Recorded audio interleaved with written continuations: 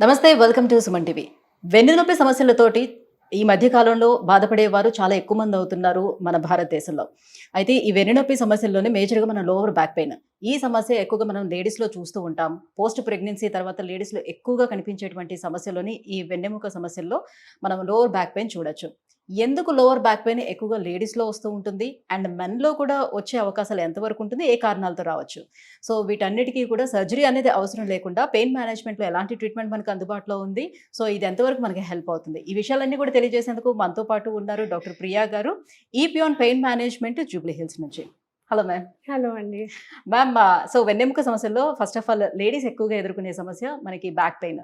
So back pain అనేది లేడీస్‌లోనే ఎందుకు ఎక్కువగా చూస్తాము? ఏ కారణాలతో చూస్తాము? సో, యాక్చువల్‌గా లేడీస్‌లోనే కాదు జెంట్స్‌లో గూడా వస్తుంది. హ్మ్. బట్ మనకి ఎందుకు వస్తుందంటే లేడీస్‌లో ఫస్ట్ మనం చేసే పనుల వల్ల. హ్మ్. మెయిన్ మన పోస్చర్, మనం చేసే పనులు ప్లస్ ఇప్పుడు ఈ మధ్య కాలంలో యంగ్ ఫీమేల్స్‌లో గూడా ఎక్కువ వస్తున్నారు. హ్మ్. లైక్ మొన్న ఎగ్జాంపుల్ ఒక 1 ఇయర్ బేబీ ఉన్న ఒక 30 ఇయర్స్ ఓల్డ్ ఫీమేల్ వచ్చారు. సిన్స్ 5 ఇయర్స్ బ్యాక్ పెయిన్‌తో నొప్పి అంటే వచ్చారు. ఆల్‌మోస్ట్ 25 ఇయర్స్ అప్పటి నుంచి ఆవిడకి 25 స్టార్ట్. ఇయర్స్ అప్పటి నుంచే ఉంది. నార్మల్‌గా మనకి ఇంతకుముందు తెలిసిందేంటి? 50 ఇయర్స్ అప్పుడు ఓల్డ్ ఫీమేల్స్‌కి వస్తది. సరే వాళ్ళకి బ్యాక్ పెయిన్ అంటే పక్కా అది spondylosis, hmm. Disc bulge yes. అదొకటే రీజన్ అనుకుంటారు. కానీ మనకి బ్యాక్ పెయిన్ అనేది మల్టిపుల్ రీజన్స్‌తో వస్తదండి. ఐదర్ బ్యాడ్ పోస్చర్ వల్ల, హ్మ్. లేతే మజిల్ స్ట్రెయిన్ వల్ల డిఫరెంట్ జాయింట్స్ ఉంటాయి. ఫెసెట్ జాయింట్ అంటాం. హ్మ్. ఫెసెట్ జాయింట్ పెయిన్ రావచ్చు. అదర్‌వైజ్ డిస్క్ ప్రొలాప్స్ వల్ల రావచ్చు. లేతే డిస్క్ ప్రొలాప్స్ వల్ల మన కాలుకెళ్ళే నరం ఒత్తుకోవటం వల్ల రావచ్చు. హ్మ్. సో, మల్టిపుల్ రీజన్స్ ఉంటాయండి బ్యాక్ పెయిన్ అనేది. హ్మ్. మళ్ళీ ఇది ఒకే ఇది ఈ పని చేస్తేనే బ్యాక్ పెయిన్ వస్తది. ఈ పని చేయకపోతే అసలు మనకి బ్యాక్ పెయిన్ రాదు అన్నట్టు లేదు. హ్మ్. హ్మ్. ఇప్పుడు లెట్స్ సే ఫర్ ఎగ్జాంపుల్ ఎక్కువ ఈ యంగ్ జనరేషన్‌లో బైక్ రైడ్స్ చేసేవాళ్ళుంటారు. ఆ! బైక్ రైడ్‌లో ఈ డిస్క్ మీద ప్రెషర్ అనేది ఎక్కువ అవుతది. హ్మ్. Like let's say will take a pillow అండి. మీరు తల పెట్టండి. అది మీ ప్రెషర్‌ని తట్టుకుంటది. ఎళ్లి ఒక బండరాయి పెట్టామనుకోండి పెరుగుతది. తీసుకోలేదు. Hmm. So, hmm. Same with our disc also. అంటే ఇప్పుడు ఇంట్లో లేడీస్ బ్యాక్ పెయిన్ అని కంప్లెయింట్ చేస్తుంటే మాక్సిమమ్ హ్మ్. వాళ్ళకున్నటువంటి బెడ్స్ కానివ్వండి, లేకపోతే అవును. సోఫాస్ కానివ్వండి, ఇవన్నీ హ్మ్. చేంజ్ చేస్తున్నారు. యాహ్! కుషనింగ్ బాగా ఎక్కువ ఉండేది తీసుకుంటే రిలాక్స్‌డ్‌గా ఉంటుంది అని కొంచెం హార్డ్ సర్ఫేస్ లాంటివన్నీ కూడా అవాయిడ్ చేసేసి సో హ్మ్. రెక్లైనర్స్ మెత్తటి లాంటివి అలాంటివి కొంచెం లేదు. కుషనింగ్ బావుంటున్నాయి గదా! సో అలాంటివి మారుద్దాం అని మారుస్తున్నారు. దానివల్ల ఏమైనా ప్రయోజనం నో. ఉంటుందా నో. అసల? So, that is actually will increase back pain అండి. ఆ! సో, ఇంకా ఎక్కువ మ్యాటర్స్ తీసుకున్నామనుకోండి, కర్వేచర్ మనకి నార్మల్ న్యాచురల్‌గా ఉన్న స్పైన్ కర్వేచర్ అనేది డిస్టర్బ్ అవుతది. అలా అని సరే నేను నేల మీదే పడుకుంటాను, నేల మీద ఎప్పటినుంచో తాతల కాలం నుంచి అవును. పడుకుంటున్నారు. మామూలుగా బ్యాక్ పెయిన్ ఆ! వచ్చేటప్పుడు మీరు కిందన పడుకోండి ఆ! తగ్గుతుంది అని జెప్తారుగా. అది గూడా తప్పే అండి. హ్మ్. బేసికల్లీ అటు మరీ మెత్తగా ఉండకూడదు, మరీ గట్టిగా ఉండకూడదు. హ్మ్. నార్మల్ మ్యాట్రెస్ అయినా ఓకే, పిల్లో అయినా ఓకే. ఓకే. అలా అని నేల మీద పడుకోవటం గూడా అసలు కరెక్ట్ అనేది కాదు. హ్మ్. సరే చాలామంది నడుము నొప్పొచ్చింది కదా! బెడ్ రెస్ట్ తీసుకుంటే సరిపోతది అనుకుంటారు. హ్మ్. బట్ బెడ్ రెస్ట్ వల్ల ఇంకా చుట్టుపక్కలున్న మజిల్స్ వీక్ అవుతాయి తప్పితే, దానివల్ల బ్యాక్ పెయిన్ రిలీవ్ అనైతే అవ్వదు. సో, ఇప్పుడు సోషల్ మీడియాలో చాలా రకాల రీల్స్ కానివ్వండి, షార్ట్స్ కానివ్వండి, స్క్రోల్ చేస్తుంటే చాలా కనిపిస్తూ ఉంటుంటాయి. సో, మీకు బ్యాక్ పెయిన్ ఉందా? ఈ ఎక్సర్‌సైజ్ చేయండి. నెక్ పెయిన్ ఉందా? ఈ ఎక్సర్‌సైజ్ చేయండి. సో, ఇవన్నీ కూడా మీకు డిక్రీజ్ అవుతాయి. సో, ఇవి రెడ్యూస్ అవ్వడానికి చాలా ఛాన్స్ ఉంటుందని చెప్తూ ఉంటారు. వెంటనే యాహ్! అది ఫాలో అయిపోతూ ఉంటారు. ఇంట్లో ఎవరికి హ్మ్. వాళ్ళు సెల్ఫ్ ట్రీట్‌మెంట్‌లన్నీ యాహ్! తీసేసుకుంటూ ఉంటారు. రైట్?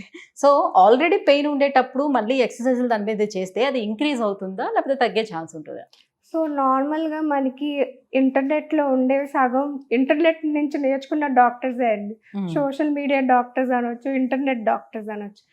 కొన్ని వాళ్ళు చెప్పేవి నిజాలై ఉండొచ్చు.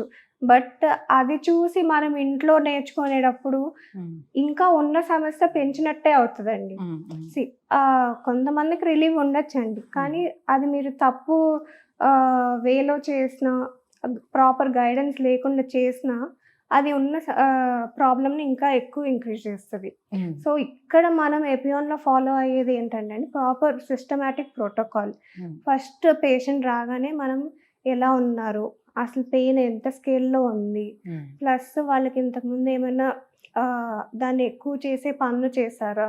లేతే దాన్ని రిలీవ్ చేసే ఫ్యాక్టర్స్ ఏమైనా ఉన్నాయా? ఇవన్నీ అసెస్ చేసి, దాని తర్వాత వాళ్ళకి తగ్గ ఎక్సర్‌సైజెస్ మన ఫిజియోథెరపిస్ట్ నేర్పిస్తారు.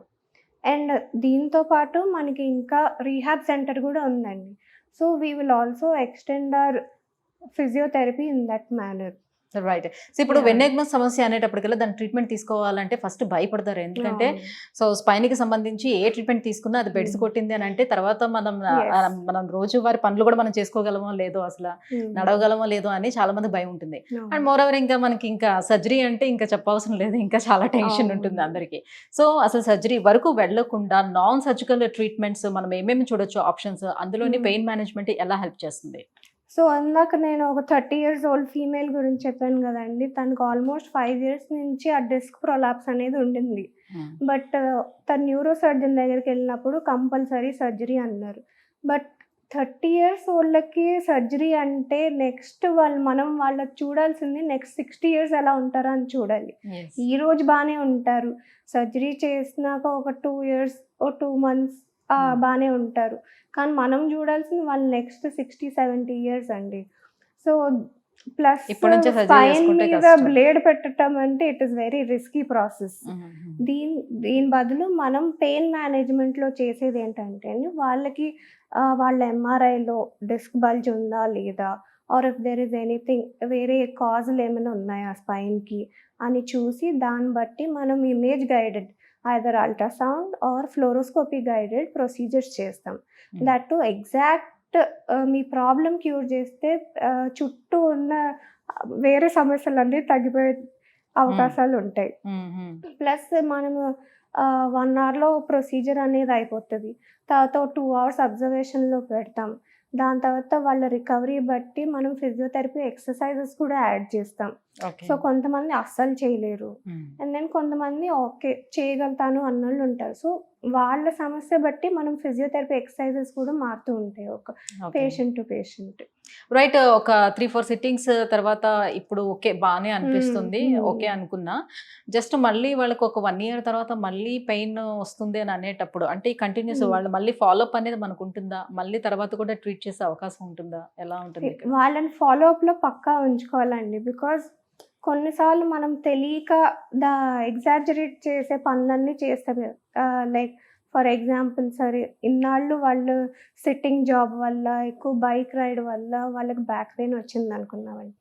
ట్రీట్మెంట్ అయిపోయింది. ఓకే. నాకు నొప్పి తగ్గిపోయిందని బానే మళ్ళీ ఉందని మళ్ళీ అవే స్టార్ట్ చేస్తారు. చేస్తారంటే మళ్ళీ సేమ్ ప్రాబ్లమ్ రిపీట్ అయ్యే ఛాన్సెస్ ఉంటాయి. సో, మనం చేసేదేంటంటే ఏం చేయొచ్చు, ఏం చేయకూడదు అండ్ ఏం ఎక్సర్‌సైజెస్ చేయాలి. మెయిన్ బ్యాక్ కంటే కోర్ స్ట్రెంథెనింగ్ ఎక్సర్‌సైజెస్ చెప్తామండి. మన మజిల్స్ స్ట్రాంగ్‌గా ఉంటే spine will also be in good hands లాగా. అండ్ నర్వ్ పించ్ అయిందనుకోండి, we'll also do supportive exercises and pain management therapies and then conservative management tablets పెట్టాలా లేదా అది కూడా డిసైడ్ చేసి పెడతామండి. కొంతమంది బ్యాక్ పెయిన్ ఎక్కువ వస్తుండేటప్పుడు సో దగ్గరలో ఉన్నటువంటి హాస్పిటల్స్‌కి వెళ్ళిపోయి స్టెరాయిడ్స్ లాంటివి తీసుకుంటూ ఉంటారు. సో అప్పటికప్పుడు ఆ పెయిన్ కొద్ది రోజుల వరకు రిలీఫ్ ఇచ్చినా కూడా ఓకే అనుకుంటారు. అది పదే పదే తీసుకోవటం వల్ల వచ్చే ఎఫెక్ట్ ఏమైనా ఉంటుందా? చాలా ఉంటదండి. ఇప్పుడు ఇన్నాళ్ళు మనకు తెలిసిందేంటి పెయిన్ కిల్లర్స్ యేసుకుంటే కిడ్నీలు ఎఫెక్ట్ అవుతాయని. స్టెరాయిడ్స్ యేసుకుంటే ఏమవుతదో తెలీదు. సో, స్టెరాయిడ్స్ యేసుకున్నప్పుడు ఆ రోజుకి బానే ఉంటది. మేబీ మాక్సిమం నెక్స్ట్ 1, 2 మంత్స్‌కి బానే ఉంటారు. బట్ మళ్ళీ సేమ్ పెయిన్ అనేది రిపీట్ అవుతది. సో, అందులో కొంతమంది ఇంకా అడిక్ట్ అయిపోతారు. ఓకే. నాకు పెయిన్ రిలీఫ్ అవుతుంది. మళ్ళీ ఇంజెక్షన్ చేపించుకుంటే ఓకే తగ్గిపోతది అని. మళ్ళీ డోస్ పెరిగే కొద్దీ స్టెరాయిడ్ సైడ్ ఎఫెక్ట్స్ అన్నీ మనకు కనిపిస్తాయండి. లైక్ కొంతమందికి బ్లైండ్‌నెస్ రావచ్చు. రెటినల్ డిటాచ్‌మెంట్ వచ్చి, అదర్‌వైజ్ లివర్ ఎఫెక్ట్ అవ్వచ్చు.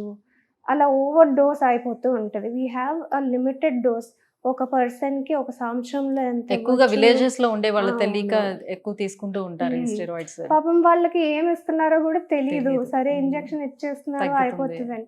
వాళ్ళేంటి జ్వరం వచ్చినా గానీ ఓకే. హాస్పిటల్‌కెళ్ళి సలైన్ పెట్టించుకుంటాను, సూది పెట్టించుకుంటాను తగ్గిపోతదనా థాట్లో ఉంటారు. Right right. Thank you ma'am, thank you so much. Thank so you. Back pain రావడానికి రీజన్స్ అండ్ ఎలాంటి ప్రికాషన్స్ తీసుకోవాలి రాకుండా ఉండేందుకు, అండ్ పెయిన్ మేనేజ్మెంట్లో ఎలాంటి ట్రీట్మెంట్ అవైలబుల్ ఉంది ఈ విషయాలు తెలియజేసినందుకు థ్యాంక్ యూ. Thank you.